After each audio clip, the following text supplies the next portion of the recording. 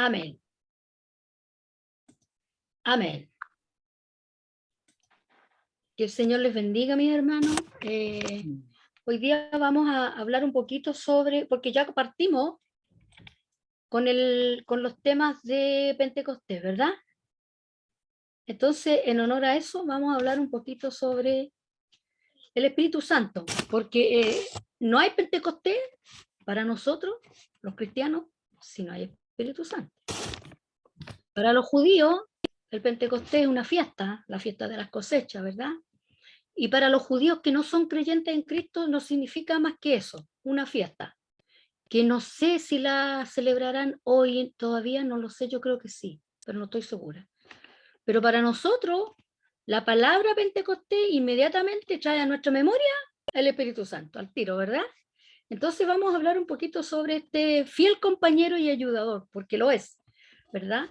Y ahí en Juan 14, 15 y 16 dice, esta es una versión más o menos moderna, dice, ustedes demostrarán que me aman si cumplen mis mandamientos. Y yo le pediría a Dios el Padre que les envíe el Espíritu Santo, para que siempre los ayude y siempre esté con ustedes, ¿verdad? Entonces, ¿quién es el Espíritu Santo? El Espíritu Santo es otro consolador, ¿ya? Y vamos a ir viendo un poquito más adelante qué quiere decir con otro. Es bien interesante el concepto, me gustó mucho. En los capítulos de Juan 14, del verso 14 al 18, encontramos a Jesús poco antes de su detención por los judíos, dando instrucciones de última hora y consuelo a sus discípulos. Él ya no iba a estar con ellos. En efecto, le verían otra vez después de su resurrección, pero ya, mire, es bien fácil para nosotros hoy decir, pero ¿cómo no le creyeron? Cuando Jesús decía que tenía que morir, Pedro, ¿qué le dijo? Que eso no te acontezca de ninguna manera. Porque en el fondo, creer, esto era algo inédito, algo novedoso, no se había visto nunca. No era fácil para los discípulos creer de buena a primera en todo lo que les decía Jesús. Y cuando Jesús les decía que él iba a resucitar, ellos no le creían. ¿Sabe por qué? Porque Pedro le dijo, no, ¿cómo te vas a morir? Eso no te acontezca en ninguna manera. ¿Y qué le dice Jesús? Apártate de mí, Satanás. Wow, no dice fuerte. Es que en realidad no le dice Satanás a Pedro, es al Espíritu que estaba hablando por Pedro, al cual lo reprende. ¿Por qué? Porque el enemigo lo único que quería era que Jesús no muriera, pues. Porque si Jesús no moría, la humanidad seguiría condenada hasta hoy. Entonces el enemigo él no quería que Jesús muriera. Por eso que esa declaración de Pedro en ese minuto es bien profunda, porque Jesús dice, apártate de mí, Satanás. Es decir, Jesús no estaba diciéndole, no estaba viendo a Pedro en ese minuto, estaba viendo al enemigo que quería frustrar los planes de salvación que Dios tenía para la humanidad. Eso es lo que quería hacer. ¿Por qué digo esto? Porque en realidad en este capítulo 14 de Juan, nosotros vemos a los discípulos asustados, tenían miedo.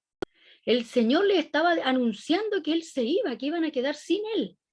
Y ellos no querían que eso sucediera. Y en ese contexto de la historia, del relato, es que se da esta declaración de Jesús, ¿verdad? Que nos afecta a nosotros y va a afectar a todos los que crean en Jesús hasta que el Señor venga. Es una promesa eterna, ¿no es cierto? Los apóstoles, déjenme correr un poquito acá que yo, esperen muy chiquitito.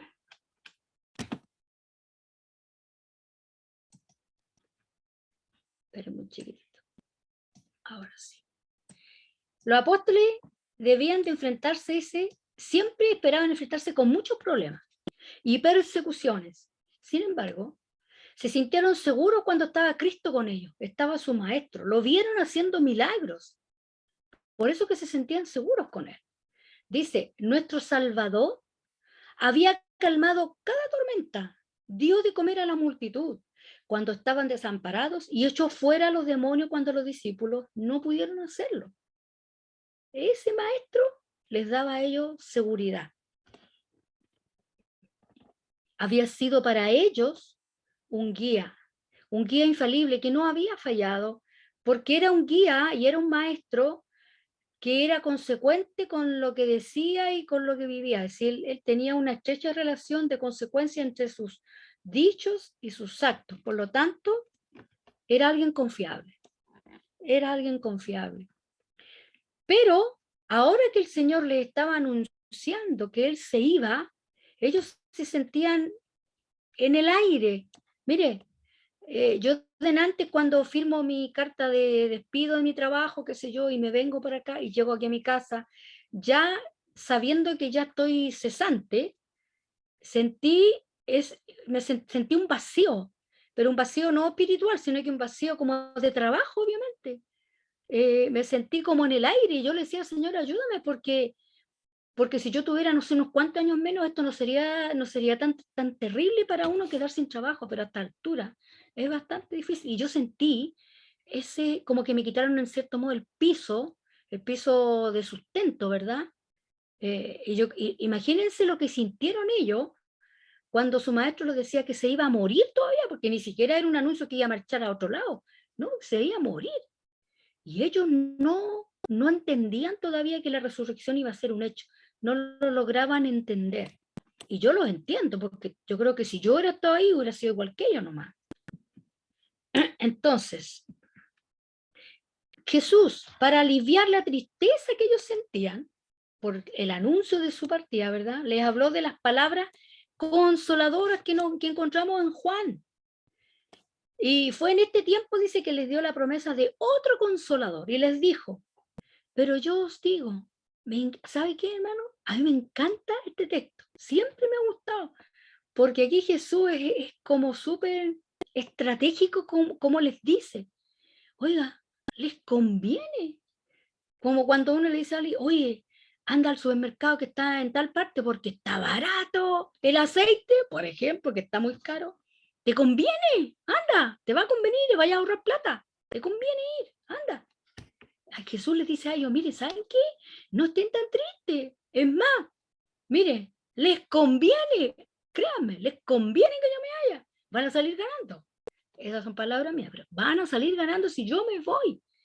Él estaba intentando decirle que lo que venía era espectacular, pero claro, ellos no lo podían ver porque nunca lo habían vivido. Mire, para nosotros hoy es más fácil creer porque tenemos la obra completa nosotros, frente a nuestros ojos. Tenemos el Antiguo Testamento, que era sombra de lo que Cristo después iba a hacer, y nosotros vemos la obra completa. Entonces, en cierto modo es más fácil. Ellos no tenían se estaba recién haciendo el nuevo pacto, recién se estaba conformando, entonces para ellos era difícil, ¿verdad?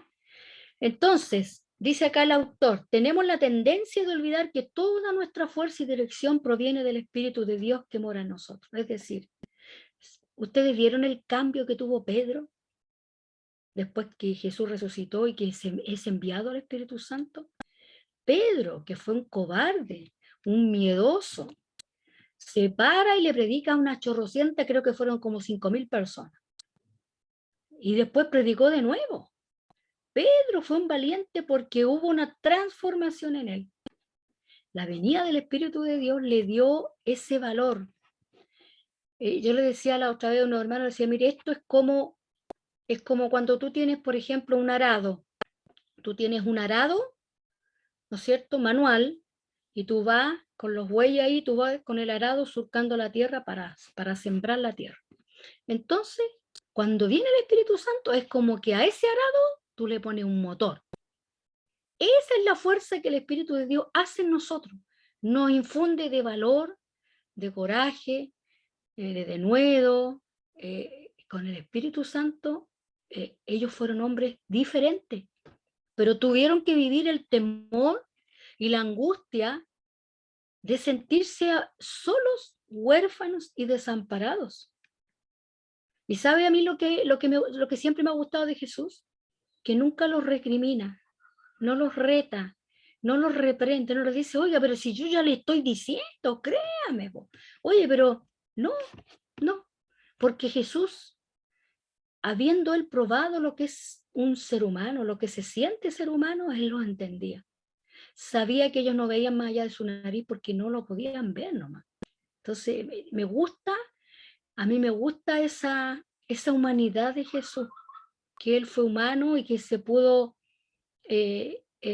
mimetizar de alguna manera, por decirlo, con nosotros. Y Hebreos dice que fue un hombre y que tuvo las mismas pasiones que todos nosotros y las mismas tentaciones, pero que no pecó, pero que fue hombre, ¿verdad? Entonces, en esta lección queremos ahondar en la obra del Espíritu como nuestro consolador. Esta obra fue tan maravillosa que era conveniente que Cristo se fuese para que enviara a este otro consolador. Pero ¿qué es el consuelo? Estar consolado es una experiencia agradable, la cual implica la presencia de un problema. Es decir, nunca vas a ser consolado si no tienes un problema. Entonces, a Dios lo tenemos que conocer en todas las esferas, como el sustentador, como el Dios de paz, como el Dios de gozo, como el Dios del consuelo. Pero ¿cómo lo vamos a experimentar? Viviendo y pasando por ahí. Este mundo, dice, es un lugar de tribulación, persecución y lágrimas para el Hijo de Dios. Ahora, es igual para el no creyente, pero es peor porque no tienen este consuelo que usted y yo tenemos, ¿verdad? Entonces, antes de la partida de Cristo, Él les aseguró a los apóstoles que las aflicciones serían parte de sus vidas. Les dijo que iban a tener sufrimiento, que iban a tener dolores, que iban a tener angustia. Se los dice. Por eso es que nosotros tenemos que tener mucho cuidado cuando encontramos a estos predicadores por ahí que le predican que van a venir puras cosas buenas. Sin duda que cosas buenas van a venir a los creyentes. Claro que sí. Pero también las malas. Jesús nunca ofreció un mundo de fantasía para nadie acá, ¿verdad?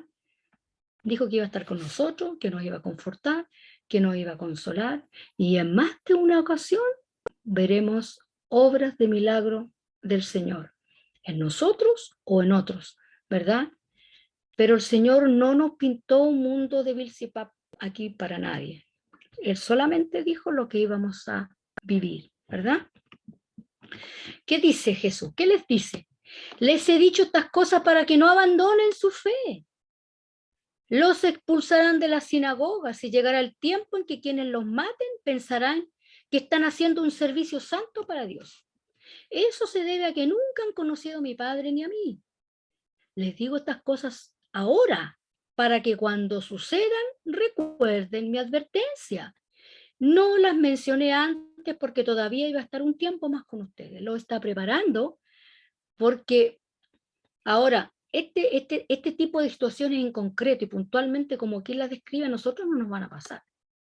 Porque estamos viviendo en otro tiempo.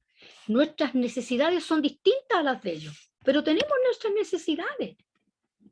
Yo puedo entender a la persona que está sin trabajo porque ahora estoy sin trabajo, entonces lo puedo entender, ¿verdad? Entonces, todos tenemos nuestras propias necesidades, ¿verdad? Entonces, dice aquí que el Hijo de Dios no debe pretender escapar de las aflicciones, ¿verdad?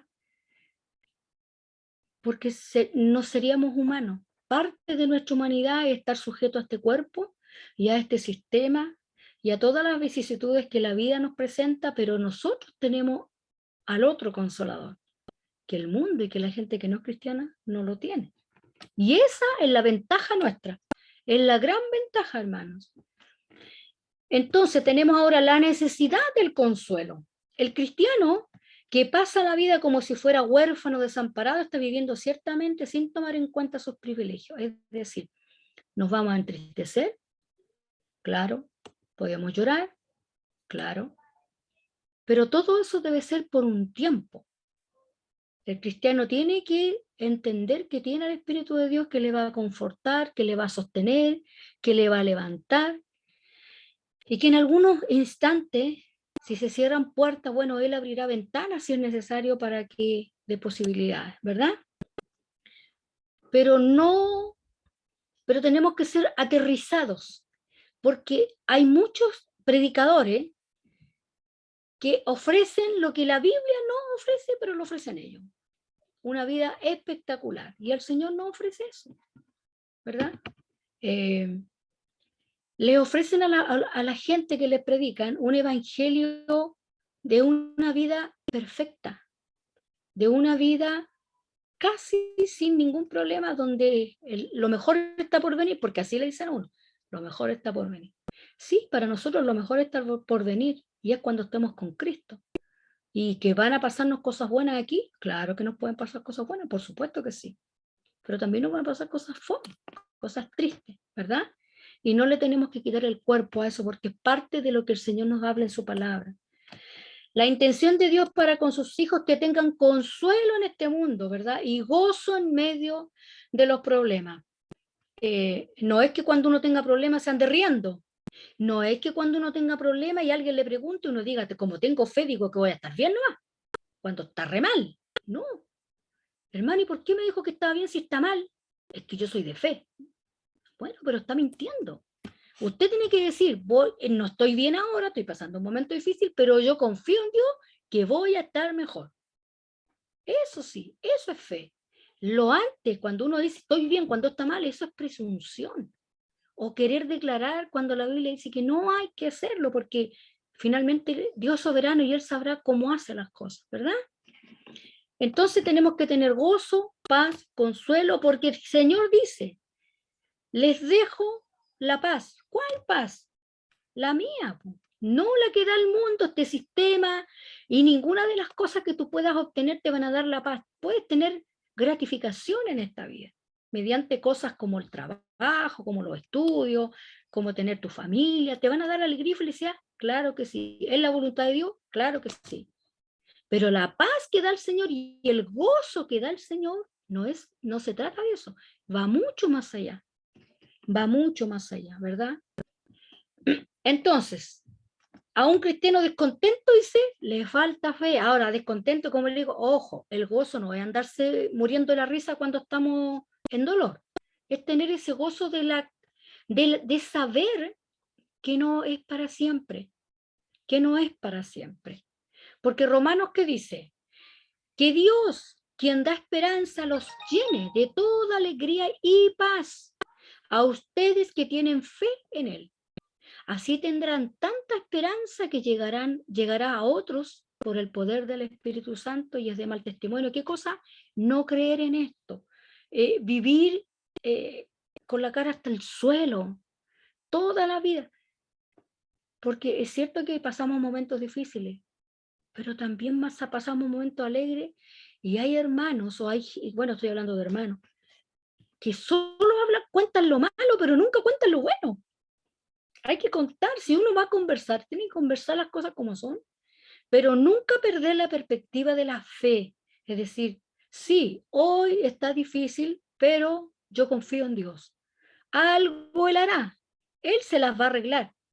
¿Cómo lo hará? No lo sé, pero yo sé que algo hará, ¿verdad? Porque así es, porque Él siempre hace algo y nos sorprende. El gozo del Señor es nuestra fortaleza y la clave del éxito en el servicio a Dios. Nehemías le decía, id, comed grosuras y bebed vino dulce, y enviad porciones a los que no tienen nada preparado, porque día santo es a nuestro Señor. No os entristezcáis, porque el gozo de Jehová es vuestra fuerza.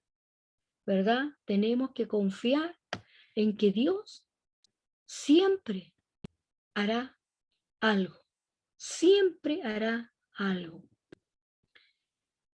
Dice, se debe mencionar que el gozo del cristiano no excluye un grado de pesar por el pecado interior y un anhelo para algo mejor en el cielo. Recibimos consuelo en nuestras aflicciones y podemos regocijarnos en las pruebas. Y es así. A nosotros nos espera algo mucho mejor cuando no estemos aquí. Y en eso nosotros tenemos que estar siempre confiados, pero siempre aterrizados. Me gusta cuando me hablan de esa fe bastante racional, porque Dios es bastante racional aunque es bastante sobrenatural, porque nuestro Dios es sobrenatural, pero también es racional, porque los sentidos o nuestro intelecto, esta capacidad que tenemos de analizar, de sacar conclusiones, de entender lo que decimos, lo que nos dicen, nos dio el Señor para usarla. también, y especialmente en Él, ¿verdad? Este consolador, ¿quién es este consolador? La palabra griega por consolador es paracletos, que nosotros siempre la escuchamos, ¿verdad? Que significa llamado al lado de uno, en ayuda de uno.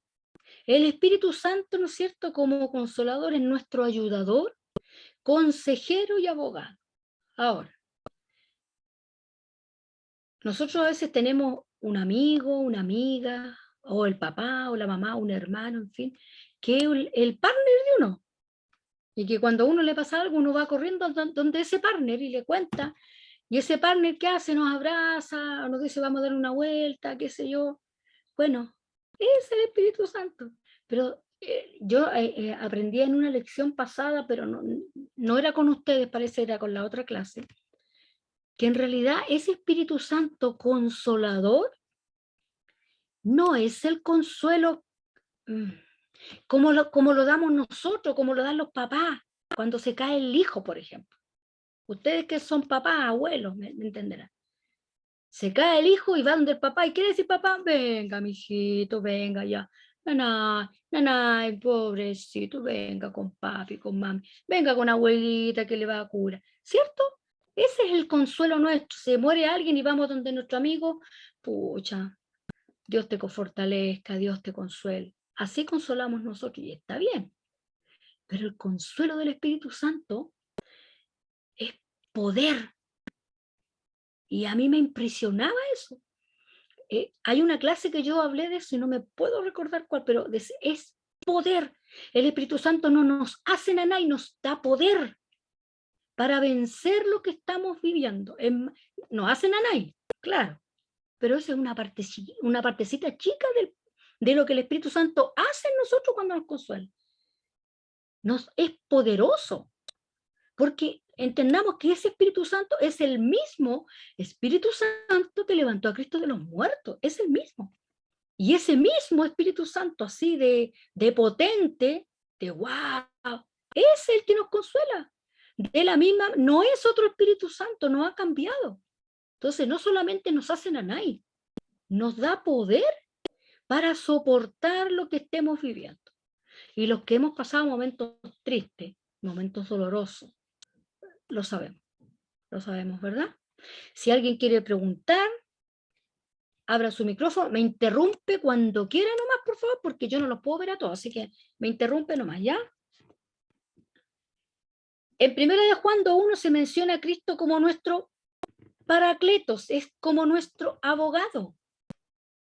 Estaba viendo hoy en las noticias, yo creo que a lo mejor todos ustedes lo han visto, del juicio en Estados Unidos de estos dos actores, que se denunciaban mutuamente por agresiones, y cómo la abogado del actor dicen que tuvo un desempeño tan bueno que finalmente el jurado falló a favor de él. Bueno, ese es nuestro Señor, nuestro abogado, que está siempre por nosotros. Es más que estar con nosotros y en nosotros, está por nosotros. Entonces, a mí me gustaba, me gusta eso. En Juan 14:16, Cristo dijo que enviaría otro consolador. Y mire, la palabra griego por otro es alos, que significa otro de la misma clase. No es menor, no es de otra categoría, no es de otra esencia, es de la misma. Es más de lo mismo, pero en este caso, qué rico que sea así, qué bueno que sea así. Más de lo mismo. ¿Más de quién? Más de Cristo, más de Dios. ¿Verdad? El Espíritu Santo es entonces como que Cristo mismo estuviera dentro de nosotros, y es así. Dice que nuestros cuerpos son templos del Espíritu de Dios. ¿Verdad? Siendo el Espíritu de Dios omnisciente, Él puede enseñarnos la voluntad de Dios. Siendo omnipotente, Él nos sostiene en este mundo. Y ya lo dice aquí 1 de Juan. Pero ustedes, mis queridos hijos, pertenecen a Dios. Ya lograron la victoria sobre esas personas porque el espíritu que vive en ustedes es más poderoso que el espíritu que vive en el mundo. ¿Ven? poder para vencer. ¿Sabe por qué me gusta esto? Porque a veces nosotros hemos entendido mal el tema de guerrear espiritualmente. ¿Hay guerras espirituales? Claro que sí. Pero a veces nosotros le pedimos al Señor que Él pelee nuestras guerras y Él no las va a pelear. En el Antiguo Testamento Él se manifestaba, pero era diferente. En este tiempo el Señor no va a pelear tus peleas, las va a pelear tú, las voy a pelear yo. Pero nos dio este otro consolador, que ese es nuestro Paracletos. Efesios habla de la armadura, ¿sí o no? De la armadura del cristiano. Y muestra cómo el cristiano se debe de armar completito. ¿Y para qué cree usted que el cristiano se tiene que vestir como un soldado? ¿Para que el Señor usted se viste de soldado y manda al Señor a pelear por usted? No, pues. ¿Cierto, Vivi? Nos vestimos de soldado porque nosotros damos la pelea, pero el Señor ya dijo que solo no. Ya tenemos este Paracletos, a este otro en nosotros. Entonces la pelea, ¿quién la da? Yo. Con Él. No Él y yo orando por detrás. Yo oro para que Él vaya y pelee mis batallas. No funciona así. Porque a veces, hermano, ¿sabes lo que pasa? Es que a veces es más fácil orar. Esto es como los hermanitos que buscan trabajo y oran y no salen a buscar trabajo. Oran nomás, para que el Señor les mande por el techo así, ¡pum!, trabajo. No, no funciona así. ¿No es cierto? Tenemos que nosotros ir y pelear y hacer lo que tenemos que hacer. ¿Por qué? Porque ya el Señor nos envió la ayuda. Él nos dio las herramientas, ¿verdad? Yo tengo que ahora usarla. Esto es como cuando el Señor habla de la fe. Me gusta cuando le dice, Señor, aumentanos la fe. ¿Y qué le dice el Señor? ¿Se la aumentó? No, po. No se la aumentó. ¿Qué les dijo? Si tuviera fe como un grano de mostaza, ¿saben lo que les quiso decir? Ustedes ya tienen fe y aunque sea así de chiquitita, denle nomás, po. Trabajen su fe. Entonces, el Señor le aumentó la fe, ¿no? Si la fe de ustedes es la más chiquitita de todas las fe, suficiente. Suficiente. Úsenla como corresponde. ¿Y cómo corresponde? Nosotros tenemos que hacer lo que tenemos que hacer y no pedirle a Dios que haga lo que yo tengo que hacer porque Él no lo va a hacer. Entonces es tremendo descubrir que el camino del cristiano no es fácil, no es difícil, no es imposible, pero es un camino de trabajadores. ¿Me explico? Es un camino, lo flojo aquí no funciona. Lo flojo aquí no funciona, porque la fe de puro orar es de flojo. Aquí se trata de ir. El que pide, recibe, y el que busca, halla. Es lo mismo que aplicamos, ¿no es cierto?, con el Espíritu de Dios. Lo tenemos nosotros, es la herramienta que Dios nos dejó, pero usémoslo. Hagamos lo que tenemos que hacer, ¿verdad? El Espíritu de Dios nos ama de la misma manera que Cristo y mantiene comunión con nosotros. Romanos dice, mis amados hermanos, les pido encarecidamente en el nombre de nuestro Señor Jesucristo que se unan a mi lucha orando a Dios por mí. Habla Pablo, háganlo por el amor que me tienen, ese amor que el Espíritu Santo les ha dado. ¿Ok? Cuarto, ¿cómo consuela el Espíritu Santo a los creyentes? Primero, el Espíritu enseña a los cristianos. Cristo enseñaba a sus apóstoles constantemente durante su ministerio terrenal, pero en su partida ellos todavía tenían mucho que aprender. Él entonces les prometió enviar otro consolador, quien continuaría enseñándoles. ¿Qué les decía Juan? Jesús en Juan. Más el Consolador, el Espíritu Santo, a quien el Padre enviará en mi nombre, Él os enseñará todas las cosas y os recordará todo lo que yo os he dicho. ¿Eso significa que el estudiante va a orar para que el Señor le dicte lo que tenga que responder? No, por cierto que no. Dice, te va a enseñar para que entiendas lo que te están enseñando, para que lo comprendas, y te va a recordar lo que tú ya estudiaste. ¿Se dan cuenta que no es de flojo? Ya estudiaste, ya leíste, el Espíritu Santo te va a recordar porque tú ya hiciste tu parte. Ahora el Espíritu de Dios va a hacer su parte. ¿Ok? El Espíritu aún iba a darle las palabras necesarias cuando fueran llamados ante los tribunales. ¿Qué les decía Jesús ahí en Mateo? Tengan cuidado porque los entregarán a los tribunales y los azotarán con látigos en las sinagogas. Cuando los arresten, no se preocupen por cómo responder o qué decir. Dios les dará las palabras apropiadas en el momento preciso, pues no serán ustedes los que hablen, sino que el Espíritu de su Padre hablará por medio de ustedes. Hermanos, todo esto es muy lógico, porque nosotros oramos y Dios a través del Espíritu Santo nos va a ir dando palabras para hablarle a las personas.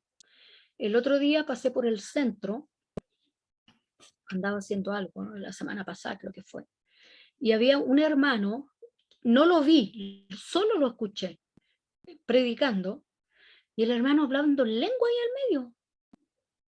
¿Usted cree que el Espíritu de Dios le está hablando a toda esa gente que no tiene idea de eso? La gente, lo miráis, yo veía gente que cuchicheaba en el tren. No logré ver a la persona porque lo tenían tapado así, y yo tampoco me detuve, pero no, no, porque cuando uno habla tiene que hacerse entender. Cuando el Espíritu Santo te va a dar que tú hables, va a ser algo que la otra persona te entienda a ti. Las lenguas son lenguas angelicales para hablarlo entre creyentes o en la iglesia, pero no en la calle, que la gente no entiende nada. ¿Qué mensaje va a entregar el hermano si nadie le entiende? Entonces, ahí también hay que cuidar los dones, ¿verdad? Los dones del Espíritu. En los tiempos apostólicos, dice, él enseñó por medio de la revelación y la iluminación. Desde que fue terminado el Nuevo Testamento, su obra se limita a la iluminación. Es decir, en estos tiempos la revelación ya no corre, está cerrada. La Biblia ya está completa, la Escritura está completa. Hoy lo que existe es la iluminación para entender lo que ya fue revelado. ¿Por qué ya no hay más revelación desde el punto de vista bíblico? A ver, Cristo es la revelación máxima de Dios, porque finalmente es el mismo que se hizo hombre. ¿Habrá algo más importante o mayor que eso? No hay. Entonces la revelación está completa. Dios no tiene nada que revelar, absolutamente nada que revelar.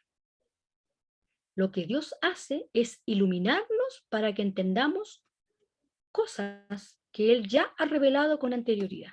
Eso sí, entonces hoy lo único que funciona es la iluminación del Espíritu para entender las verdades reveladas de Dios. ¿Amén? B, el Espíritu intercede por los cristianos. En Romanos Hermana encontramos que, Gloria, que dígame, el Señor le bendiga. Soy la hermana dígame, Fresia. Dios le Hermana bendiga. Gloria, usted, por favor, ¿podría situar esta parte, explicar? Porque en realidad quedo no confundida, sino que me gustaría tener mayor claridad con respecto Ya. a lo que el último punto que estaba explicando usted. Sobre la revelación y la iluminación. Okay. Correcto. Dios se revela al hombre, ¿verdad? Y cuando Dios comienza a revelarse al hombre, comienza a revelarse desde el principio de la creación. Y la revelación de Dios es progresiva, va de menos a más. Dios va revelándose primero por medio de un hombre, levanta profetas, levanta hombres a través de la historia que van revelando su plan, porque finalmente lo único que Dios quería que el hombre supiera era que el hombre estaba condenado y que Dios lo venía a salvar. Ese es el gran mensaje de toda la Biblia. Desde el Génesis al Apocalipsis, el mensaje y el hilo conductor es la redención del hombre. el pecado del hombre y la redención que Dios le ofrece al hombre. Entonces Dios se va revelando al hombre de a poco, de menos a más, a más, a más. Siempre un poquito más, un poquito más, un poquito más. Y le revela al hombre su plan de salvación. Dios quería que el hombre supiera que él estaba perdido, pero que Dios había ideado una forma para rescatar al hombre, y esa forma que era Cristo, Dios se la quería mostrar al hombre. Entonces, Dios en la historia se va revelando, cada vez le va mostrando un poquitito más al ser humano, hasta que viene la máxima revelación de Dios, que es Cristo. Cristo era finalmente el elemento salvífico para toda la humanidad. Anteriormente solo se mostraban sombras. ¿Cuál era el elemento salvífico en la antigüedad? Los sacrificios de animales, ¿verdad? Pero por eso que se nos dice que Cristo es el Cordero inmolado. ¿Podrá haber otro personaje que nos salve más que Cristo? No, no habrá. Entonces, la revelación de Dios tiene que ver con que el hombre entienda que está perdido y que Dios le ofrece salvación. Esa es la revelación de Dios al hombre. No, Dios no quiere informarle al hombre nada más que tiene que arrepentirse. Es todo. Y Cristo es lo máximo. Aquí está el Cordero que los va a salvar a toda la humanidad. Ya no va a salvar a unos pocos. Como antiguamente era solamente el pueblo de Israel, ahora es para todos. Entonces, cuando viene Cristo y se completa la misión, porque Cristo cumple la misión que Dios tenía para el hombre, de venir a rescatarlo, tenía que morir alguien perfecto para que la salvación fuera perfecta también para todos los que la alcanzaran y quisieran creer. Cuando viene Cristo y cumple el plan de Dios, con eso ya quedó listo el plan. ¿Qué más le puede revelar Dios al hombre? Si ya el mensaje de salvación ya el hombre lo tiene en la mano, el elemento de salvación también lo tiene, Cristo ya murió por nosotros. Entonces ahora lo único que Dios está esperando es que el hombre se arrepienta. Y para que el hombre se arrepienta, Dios le tiene que revelar algo, no, porque la palabra ya está revelada. Entonces no hay nada nuevo que Dios tenga que revelar hoy al hombre, porque lo único que Dios quiere hacerle entender al hombre ya fue revelado y ya fue cumplido. ¿Me explico, hermana Fresia? Sí, mi hermana Gloria, sí, entiendo. Bueno, Ajá, también una forma personal, un sí. alcance. Uh-huh. Bueno, que la palabra de Dios fue inspirada por el Espíritu Santo, entonces, Claro. como usted mismo decía anteriormente, Uh-huh. que ya Dios tiene todo listo, ya tiene todo escrito, están todos los propósitos y tan solo nosotros tenemos que tomarlos de la fe y seguir a Cristo, nada Amén. más. Amén, mi Gracias, hermana Fresia. gracias, mi hermana Amén. Gloria. Muchas Dios le gracias, bendiga. bendición. Dios le bendiga, así es. La palabra de Dios inspirada por el Espíritu de Dios. Y esa es la revelación de Dios para nosotros. Es genial Dios, ¿no es cierto? Es maravilloso. Segundo, esto no debe ser confundido con la obra intercesora de Cristo, quien solo es nuestro abogado. Él es el que está a nuestro lado, es el paracleto, es nuestro par, es nuestro ahí, al ladito de nosotros, nunca nos abandona. Basada en la obra redentora de Cristo ya terminada, Él intercede por nosotros ante el Padre, dice. El Espíritu Santo, sin embargo, intercede de nuestra parte indirectamente. Romanos dice, hemos de pedir como conviene, porque sabe, hermano, muchas veces nosotros pedimos lo que en realidad no nos va a convenir. Y ahí donde el Espíritu de Dios interviene para pedir como conviene, porque nosotros no sabemos lo que viene más adelante. Y a veces estamos pidiendo algo que a la larga nos va a causar más daño que beneficio. Y aquí cuando el Espíritu de Dios interviene, pidiendo como conviene. ¿Cómo conviene a quién? A nosotros mismos finalmente. A nosotros nos conviene que el Espíritu de Dios nos ayude a pedir correctamente. Porque a veces en realidad no sabemos. Y a veces ni siquiera, hermanos, sabemos cómo pedir. Porque a veces tenemos tanta tristeza, hermanos, que no sabemos, que ni siquiera hablamos.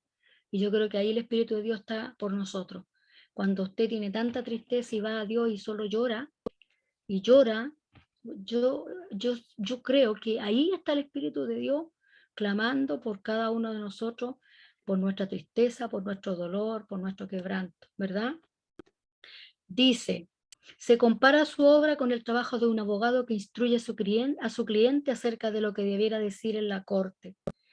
Es interesante porque esta palabra tiene la connotación legal. Se habla mucho en la raíz más original. En el Romanos se usa mucho el Paracletos, porque Romanos es un libro muy legal. Pablo utiliza muchos términos legales para hablar de la justificación, especialmente la justificación.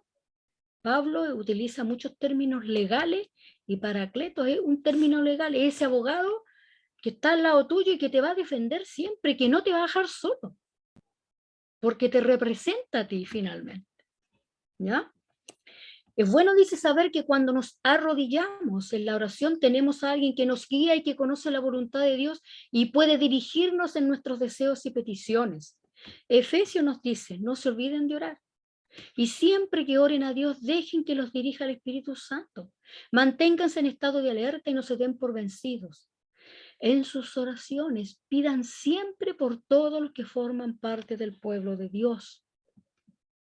El Espíritu sella a los cristianos. Efesios dice, no hagan poner triste al Espíritu Santo, que es la garantía para su completa liberación en el día señalado. Y esto es bien interesante. Usted sabe que la salvación es un hecho, es un hecho escatológico. No es real todavía. Por eso tenemos a este sello o a estas arras. ¿Qué quiere decir eso? Es la garantía. Es como cuando tú vas a comprar algo y te dan una garantía, te lo garantizan por un año. Si en ese año le pasa algo, yo te respaldo. Es lo que Dios dice, mira, yo te doy esta garantía de que un día vas a estar conmigo. Pero la salvación aún no es una realidad en nosotros, la creemos por fe. ¿Somos salvos? Amén. Claro que sí, por fe. Pero aún no estamos con el Señor, pues todavía no es una realidad. ¿Me explico? Entonces, el Espíritu de Dios es ese sello que Dios dice, eres mío, me perteneces, de propiedad, somos de Él. Por eso le llamamos Señor. Kyrios, la palabra, amo. Él es nuestro amo y yo soy su siervo, su esclavo, decía Pablo, dulos, esclavo. Yo soy el esclavo que estoy para obedecer tus órdenes. Y no como decía una apóstola, no sé, de otro país, que decía que ella le daba órdenes a Dios, y le decía que le tenía que cuidar esto y cuidar esto, que le daba órdenes a Dios. Porque él le tenía que obedecer, porque era su hija, le tenía que obedecer. No, Dios no es empleado de nadie. Él no nos debe nada a nosotros. Nosotros le debemos todos a Él. Él hace obras por nosotros, sí, porque es misericordioso. Porque como Padre es bueno y nos ayuda y obra en nuestras vidas y en nuestras situaciones y en nuestro entorno. Pero Él no nos debe nada. Lo único que Él nos vino a dar fue lo mayor, la salvación. Y la tenemos ahí a la mano. Es solo de creer nomás, ¿verdad? En la Escritura dice, el hecho de que el Espíritu mora en nosotros y estará para siempre en los creyentes fue usado por Cristo como una base fuerte de consolación. Estas escrituras parecen contrastar, dice, con la presencia permanente del Espíritu de Dios, con la naturaleza temporal, claro, porque Cristo se tenía que ir. Pero por eso que Cristo dice, les conviene que me vaya, porque va a venir uno que no se va a ir, pues. Ese que yo voy a mandar no se va a ir, se va a quedar con ustedes para siempre. Así que, ¿saben qué? Más mejor, les conviene, pues. Así que quédense calladitos nomás, y esto lo digo yo, quédense calladitos nomás, que lo mejor está, ahí sí que lo mejor estaba por venir. Ahí sí que era verdad, ahí sí que era verdad. ¿Cierto? El Espíritu nos revela todo lo que Dios nos ha preparado como resultado de su amor. Y dice Pablo, para aquellos que lo aman, Dios ha preparado cosas que nadie jamás pudo ver, ni escuchar, ni imaginar. Porque es así, Él nos sorprende siempre. Ni nos imaginamos lo que Él puede hacer por nosotros más. Y por usted y por mí. Lo hará porque Él es bueno. Bueno, muy bueno, ¿verdad? El Espíritu nos asegura a los cristianos que Dios nos ama. El Espíritu Santo consuela a su pueblo elegido al hacerle entender en sus corazones el amor que tiene hacia ellos. Esa esperanza, dice Pablo, no nos va a fallar porque Dios nos dio el Espíritu Santo, quien ha derramado el amor de Dios en nosotros. Esa esperanza, en una versión más, dice, no nos avergüenza. O sea, es decir, Dios no nos va a avergonzar a nosotros, usted no va a pasar vergüenza porque lo que Dios le ha prometido a usted, eso se va a cumplir. Amén. El Espíritu produce fe en los cristianos. El Espíritu Santo es el proveedor de toda fe y esperanza en el creyente. Él produce las gracias que aún actúan como un ancla para nuestras almas. ¿Qué dice Pablo? Que el Dios de la esperanza los llene de toda alegría y paz a ustedes que creen en Él para que rebosen de esperanza por el poder del Espíritu Santo. El Espíritu produce gozo en los cristianos. ¿Qué dice Pablo? Pues el reino de Dios no se trata de lo que comemos o bebemos, sino de llevar una vida de bondad, paz, alegría en el Espíritu Santo. Como conclusión, solamente el Salvador habló del Espíritu Santo como nuestro consolador. Y esto apenas hacía algunas horas antes del Calvario. O sea, él sabía lo que le esperaba a sus discípulos. Él sabía. Y por eso que les habla de esta característica del Espíritu de Dios, que es como es necesaria. O sea, no podríamos funcionar si no tuviéramos el consuelo de parte del Espíritu, de parte de Dios por medio del Espíritu Santo en nuestra vida. No iríamos a pique, hermano. No iríamos a pique con las cosas que a veces nos tenemos que vivir, no iríamos a pique, ¿verdad? Para apreciar los beneficios que recibimos diariamente de nuestro Consolador y Abogado Celestial, debemos meditar en los sentimientos de los apóstoles en aquella noche tan triste. Se sentían desamparados, infelices, huérfanos, en el aire, en un vacío. No es cierto, dice, que no estimemos debidamente la bendición que recibimos por causa de la venida del Espíritu Santo en el día de Pentecostés. O sea, a veces, hermano, nosotros no hemos valorado lo que tenemos. Pero Dios envió el Espíritu Santo para que pudiésemos vivir y para que nos pudiese sostener en los momentos de mayor dificultad. El consuelo y el cuidado de Dios son suficientes para superar cualquier dolor. Una vez que hayamos experimentado su consuelo, debemos convertirnos en portadores de consuelo nosotros para otros. Que nosotros consolemos, como nosotros fuimos consolados, tenemos que ir, ¿no es cierto?, y consolar a otros también. ¿Y qué dice Pablo acá? Él nos consuela en todas nuestras dificultades para que nosotros podamos consolar a otros. Cuando otros pasen por dificultades, podremos ofrecerles el mismo consuelo que Dios nos ha dado a nosotros. Eso es certeza. Es certeza. Usted no puede dar lo que no tiene. Pero si Dios le ha consolado y le ha fortalecido, es re fácil decirle a otro lo que Dios hizo en ti porque tú ya lo viviste, ¿verdad? Así que es maravilloso, hermano, lo que Dios nos ha dado a nosotros a través del Espíritu de Dios. Nos ha hecho este regalo porque Él sabía que lo íbamos a necesitar y que solo, hermano, no íbamos a poder. Entonces el Espíritu de Dios es nuestro amigo, es su amigo que le hace nanay, pero que también con ese nanay le da poder para aguantar, para soportar y para vencer, ¿verdad? Porque es más que un nanay, es poder. Así que no olvides que el mismo Espíritu que levantó a Cristo de los muertos es el mismo Espíritu que opera en usted y en mí para sostenernos y para levantarnos. Así que, hermanos, que pueda Dios bendecirles. Espero que les ayude. Cualquier consulta, ustedes me pueden escribir o hablarme, yo ningún problema. Así que, hermanos, que Dios les bendiga y gracias por estar con este frío. Hermano Luis.